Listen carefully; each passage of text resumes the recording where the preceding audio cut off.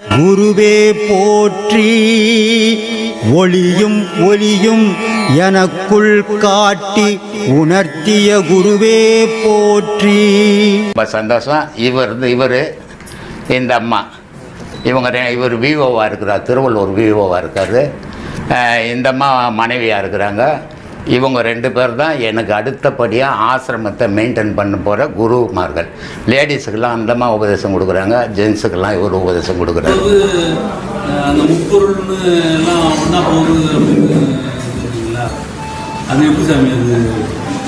அது போனது திரும்பி அதை எப்படி பெறப்படுத்தும் போதும் திரும்பி எல்லாம் அதே மாதிரி எது போச்சோ அதெல்லாம் சேர்ந்து ஒன்றா சேர்ந்துட்டு உள்ள வரும் அப்படின்னு. இந்த சில விஷயங்கள்லாம் சொல்லக்கூடாது, ஆனால் சொல்ல வேண்டிய சூழ்நிலைக்கு எடுத்துன்னு வந்துடுறீங்க. இந்த பிண்டமாக அந்த தொப்புல கட் பண்ண உடனே அசைவற்ற குழந்தை இருந்தது. அந்த நேரம் முப்பொருளும் உள்ளே பூந்துது. அது வரைக்கும் அந்த குழந்தைகிட்ட பூமியும் இருந்தது, ஆகாயமும் இருந்தது. ஆனால் நீர், நெருப்பு, காற்று இந்த 3 பொருள் மட்டும் அதுக்கிட்ட இல்லாமல் இருந்தது. அப்போது இந்த 2 பொருள் இருந்து 3 பொருள் இல்லாமல் இருந்ததால் அந்த பொருள் அசையாமல் இருந்தது. இந்த 3 பொருளும் வந்து உள்ளே பூந்த உடனே ஒன்று அது மலம் போயிடும், இல்லை ஒன்றுக்கு போயிடும்.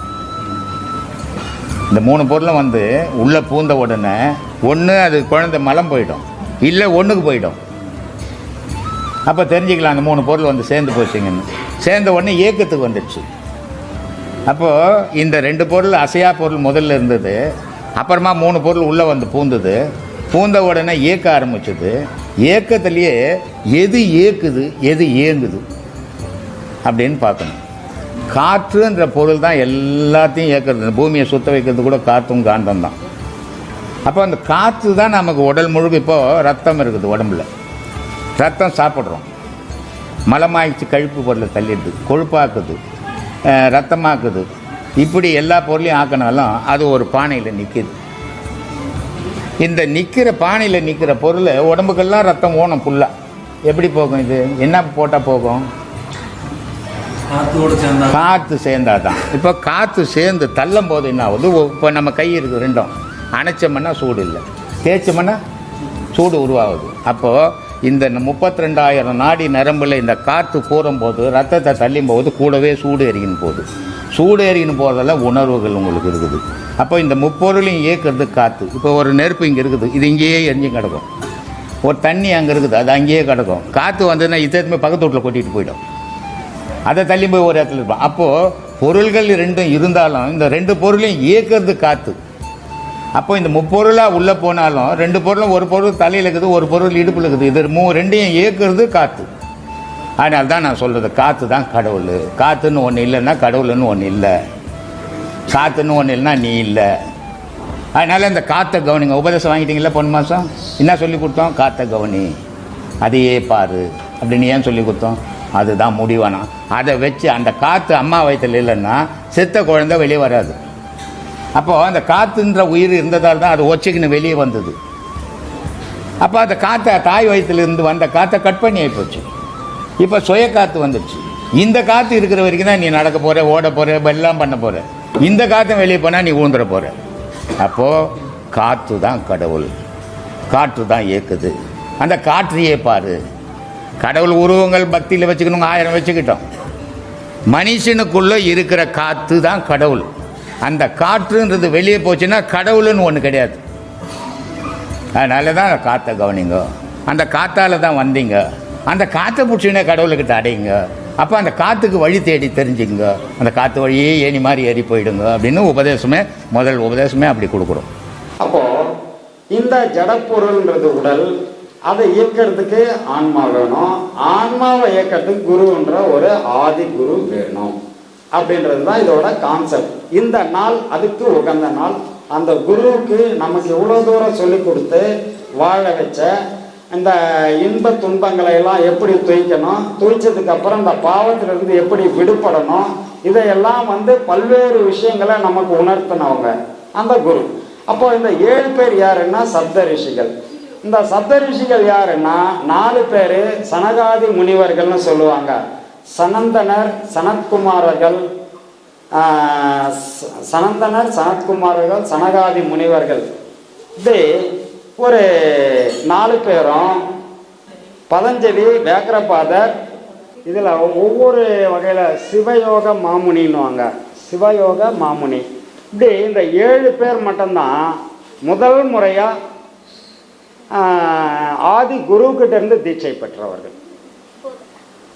அதுக்கப்புறம் அவங்க திருமூலர், மற்ற 18 சித்தர்கள்னு ஒரு கணக்கு இருக்குது. இப்போல்லாம் நிறைய சித்தர்கள் இருக்காங்க. அந்த 18 சித்தர்கள் அப்போது, இது ஆதியில், அந்த 18 சித்தர்களுக்கு இவங்க 7 பேர் உபதேசம் பண்ணி அவங்களுக்கு ஞானத்தை கொடுத்தாங்க.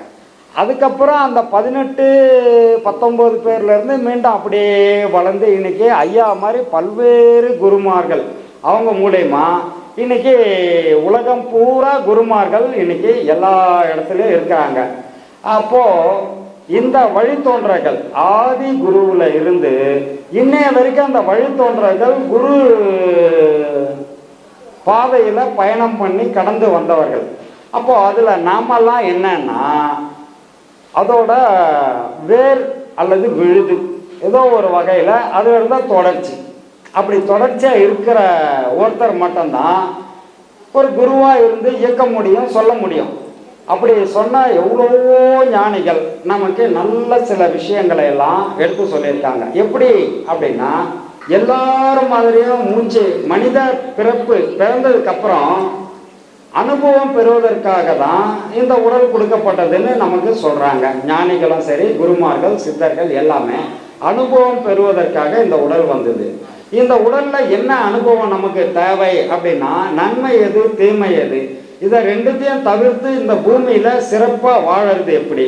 இப்படி சிறப்பாக வாழ்ந்தவங்க என்ன நிலைக்கு போவாங்கன்னா, வையத்துள் வாழ்பவர் வானுரையும் தெய்வத்துள் வைக்கப்படுன்ற நிலைக்கு இவங்க எட்டப்படுவாங்க. அப்போ மனித நிலையிலேருந்து மகானா, தெய்வமா அவங்க மாறணும் அப்படின்றதான் நம்ம குருமார்கள் தொடர்ச்சியாக சொல்லிக்கிட்டு வந்திருக்காங்க. அந்த வகையில் தான் ஒவ்வொரு உபதேசங்களும் அமைஞ்சிருக்கு.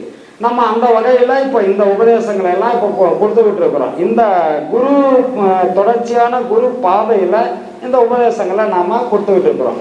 இப்போ இதை வாங்கினவங்க எல்லாம் பார்த்தீங்கன்னா பழைய நிலைமையில் இருந்து, மனித நிலையில் இருந்து கொஞ்சம் மாறுபட்டு கீழே இறங்காமல் மேல் நோக்கிய பயணத்தில் போயிருப்பீங்க.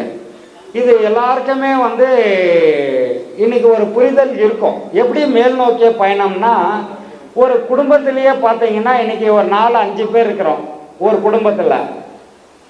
ஒவ்வொருத்தரும் ஒவ்வொரு விதத்தில் இருப்பாங்க. ஆனால் அவங்க எல்லாரையும் சரி பண்ணி, இப்போ இப்படி இல்லை, இப்படி தான் இருக்கணும், இப்படி போப்பா, இப்படி வாப்பா, அவன் கோவப்பட்டா பட்டுட்டு போகிறான், நீ ஏன் கஷ்டப்படுற, அதெல்லாம் அவன் விதி, அது அவன் கோவப்படுறது தான், அவன் பிறந்ததுலேருந்து இப்படி தான் இருக்கிறான், ஆனால் நீ அப்படி இல்லை, அதனால் நீ சரி பண்ணிக்க அப்படின்னு சொல்லி சூழ்நிலைகளுக்கு ஏற்ற மாதிரி கொஞ்சம் மாற்றங்களை கொடுத்து மற்றவங்களையும் வாழ வச்சு தானும் சுபிட்சமாகவும் சிறப்பாகவும் இந்த வாழ்க்கையை சிறப்பாக கொண்டு போகிறதுக்கான மிகப்பெரிய உபதேசம் தான் நாம் இங்கே கொடுத்துக்கிட்டு இருக்கிற இந்த பாடம், இந்த பாதை. சரிங்களா? அப்போ அந்த வகையில் சராசரி மனிதர்கள்லேருந்து பாடம் வாங்கின அத்தனை பேரும் ஏதோ ஒரு வகையில் ஒரு மாறுபாடு அடைஞ்சிட்டு இருப்பீங்க. ஏதோ ஒரு வகையில் ஒரு மாறுபாடு வந்துடும். என்னன்னா, உங்களுக்கு வாழ்க்கையில் பெரிய கஷ்டம், இதெல்லாம் ரொம்ப கஷ்டமாக இருக்குது அப்படின்னு நினச்சதெல்லாம் இன்றைக்கி பார்த்தீங்கன்னா ரொம்ப சுலபமாகவே அதையெல்லாம் கடந்திருப்பீங்க.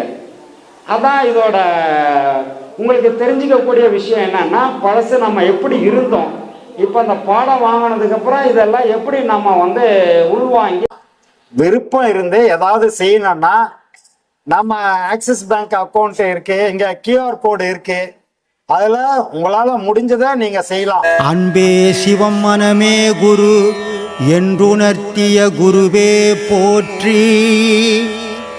சத்தும் சித்தும் எதுவென்று உணர்த்திய குருவே போற்றி. எனக்குள் இறைவனை உணர வைத்த குருவே போற்றி. நித்திய ஆனந்தமான நித்யானந்த குருவே போற்றி. குரு பிரம்மஸ்ரீ நித்யானந்தரே போற்றி போற்றி. ஆகாமியத்தை உணர வைத்த குருவே போற்றி.